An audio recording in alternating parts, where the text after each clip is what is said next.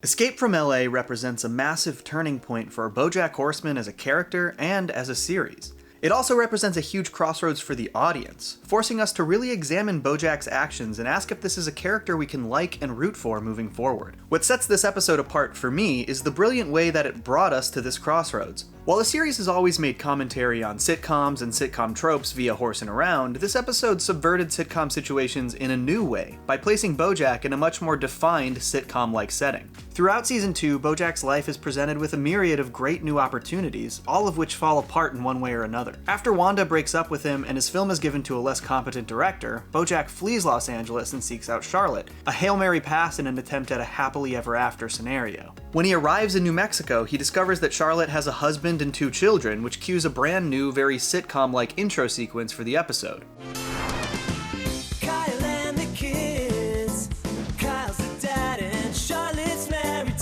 In the commentary track for Escape from LA on the BoJack Season 1 and 2 Blu-ray, creator Raphael Bob Waxberg talks about why they chose to change up the title sequence for this episode. We really wanted to set this episode apart and feel like we are not in BoJack's world anymore, right? BoJack's intro is very much about him kind of cycling through the steps and doing the same thing over and over again in his house, and to be like, we're not going to see his house here. Yep. We're in this world. The writers really wanted this to feel like a completely different world for BoJack to be living in, and very quickly BoJack is thrust into scenarios you might find in a sitcom. All of a sudden he's teaching 17-year-old Penny how to drive and learning about the high school drama surrounding her upcoming prom. Even the jokes throughout the episode feel a little more juvenile and sitcom-like. Oh, gross! Mom, Trip has a boner again. Trip, let's dial back the boners. Gross. What? I can't help it. And before long, BoJack actually sets up shop in the Carsons' lives, basically as a new member of their family. He abandons his responsibilities back in LA and lives on his new boat in their driveway. While it wasn't what he was expecting when he set off for New Mexico, BoJack did find a happier lifestyle to embrace, even if it wasn't really his life to live. He even mentions that he's trying to get a job as a drama teacher at SFCC, and we of course know that in Season 6, BoJack actually does become the drama professor at Wesleyan University. In both Season 2 and Season 6, they represent BoJack moving towards his own personal happily ever after scenario, though obviously the circumstances surrounding them are very different. In Escape from LA, he had found his own sitcom life, and in a sitcom, everything goes back to normal at the end of the episode. Unfortunately for BoJack, sitcom lives aren't reality, and we start to see BoJack's reality slowly seep into his happily ever after. Throughout the episode, our sitcom-like scenarios are interrupted by moments of real vulnerability from BoJack.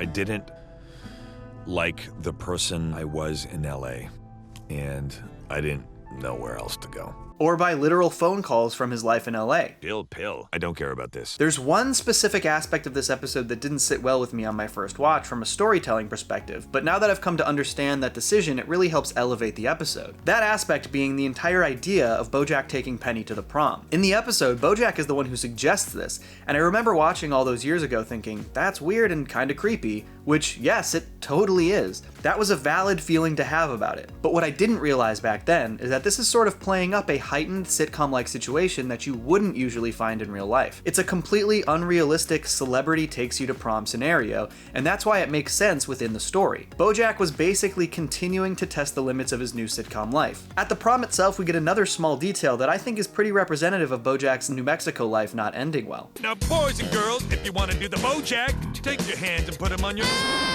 This sucks! This guy's bad! Yeah, this is a funny beat, but it's also BoJack showcasing something from his sitcom life that doesn't translate to real life. It's a microcosm of this entire episode. Oh no, God, no, this is not the immediate praise I expected! Eventually, the crew leaves the prom and ends up at the Tasuka Water Tower, where they release a ton of glow-stick-laden balloons into the night sky. It's really pretty. Despite the scenario being relatively unsettling, the scene plays as very sweet. It's viewed through the sitcom lens and everything feels good, until of course reality sets back in. When Maddie passes out from alcohol poisoning, a very real, not very TV-like scenario, BoJack goes into panic mode and shows his true colors. Penny and I left early, and you don't know who gave Maddie the whiskey. Are we clear on this? I need you to be 100% with me here. BoJack provided these kids with alcohol without looking at the potential consequences. This episode repeatedly gives us a false sense of security. Despite the very worrisome alcohol poisoning scare, BoJack and Penny make it home, and the episode continues to nearly get to that sitcom-like everything is going to be okay ending. Then, Penny propositions BoJack, and for the moment, BoJack does the right thing. What should have been the episode's happy ending ended very uncomfortably and with Penny in tears. BoJack retreats to the backyard and sits down with Charlotte, and I think this is probably the most important part of the episode. First, BoJack asks Charlotte if she remembers releasing glow stick balloons with Herb in LA. This is a seemingly small detail, but it actually really brilliantly illustrates that over the last 30 years, Charlotte has grown and changed while BoJack hasn't. Ooh, that was really bad for the environment. That's true, but Some seagull could have choked on one of those balloons. Next, BoJack tells Charlotte he keeps doing bad things and hurting people, and asks her if she still thinks Los Angeles is a tar pit, something we saw her tell him back in season 1's The Telescope. Hollywood's a real pretty town that's smack on top of all that black tar. By the time you realize you're sinking, it's too late. She amends her answer this time and tells BoJack you are the tar pit, that no matter where you are the same person. It doesn't matter where you are, it's who you are. Basically, LA was never the root of BoJack's issues. BoJack himself was the root of his issues. And just because he left LA doesn't mean he's going to be magically cured of what makes him toxic, just as we've seen throughout this very episode. BoJack and Charlotte get caught up in the moment and kiss, but Charlotte regrets it. In the commentary for this episode, Raphael Bob Waxberg said something that I really love about this scene, and that is that in this moment, BoJack is not being cowardly. So many times in my life, I've done the wrong thing, but this is the right thing, and I have never been more sure of anything. He's being open and honest, and he's taking a genuine leap of faith. In his eyes, he is actively defying what Charlotte said about him back in The Telescope. Would you have made a move on me? Charlotte. I don't think you would have. You know why? I think you're a coward. Of course, BoJack isn't thinking about Charlotte in this situation or what it would mean for her family. It might not be a cowardly plea, but it is a selfish one. Charlotte rightfully tells him off for this, and he returns to his boat, where Penny is waiting for him again. Penny propositions BoJack one more time, and once again we're lured into a false sense of security as BoJack rejects her. He walks into his boat, but he doesn't shut Penny out completely.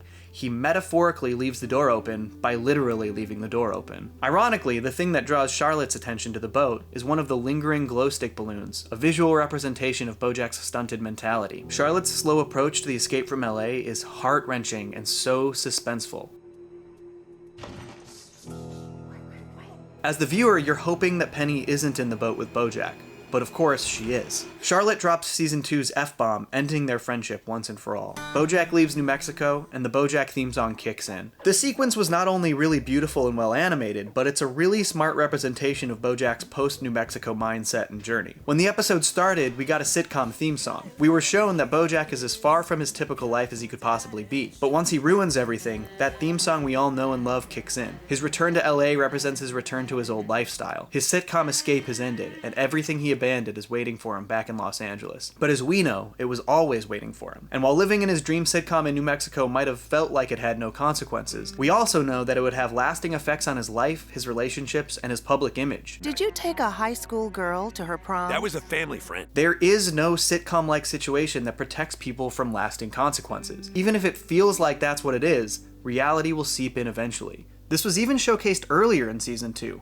BoJack was given his literal dream role of Secretariat. This was the job that was meant to change his life forever. It's something he'd been working towards his entire life. But he finds that the opportunity isn't quite what he expected, and it doesn't bring him true happiness like he thought it would. New and exciting life opportunities aren't necessarily going to fix the root of your problems. This theme is also present through BoJack's experience dating Wanda. When it starts, it feels too good to be true. Wanda's unique life situation makes her an ideal companion for what BoJack needs, and they're caught up in a whirlwind of excitement and romance. It progresses at an unrealistic pace, and Wanda quickly moves in with BoJack. It's the start of what some might consider a happily ever after scenario. And then, when real life slowly starts to seep into their relationship, it falls apart. BoJack doesn't have the tools to function within an adult relationship, and instead of attempting to build up those tools, he sabotages their relationship at every turn. Wanda's famous quote from their breakup particularly resonates with this season and Escape from LA.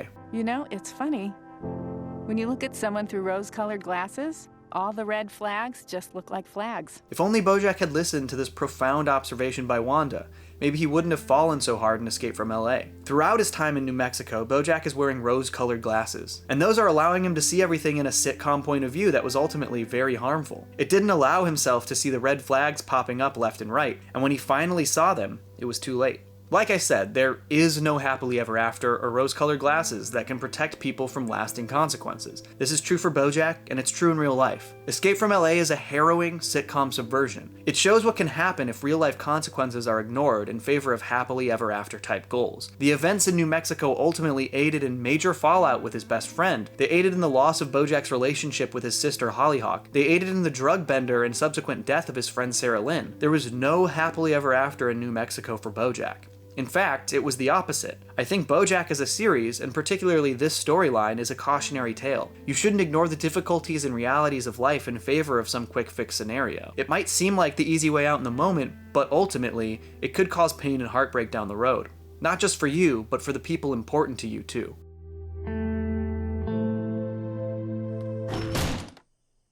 Thank you so much for tuning in to another individual episode breakdown of BoJack Horseman. I think I know what episode I want to cover next, but I especially want to hear from all of you about what episodes you want me to talk about. And if you like this video, do not forget to comment, like, subscribe, and stay tuned. Thank you guys for watching, and please stay safe. Johnny! Two cellos!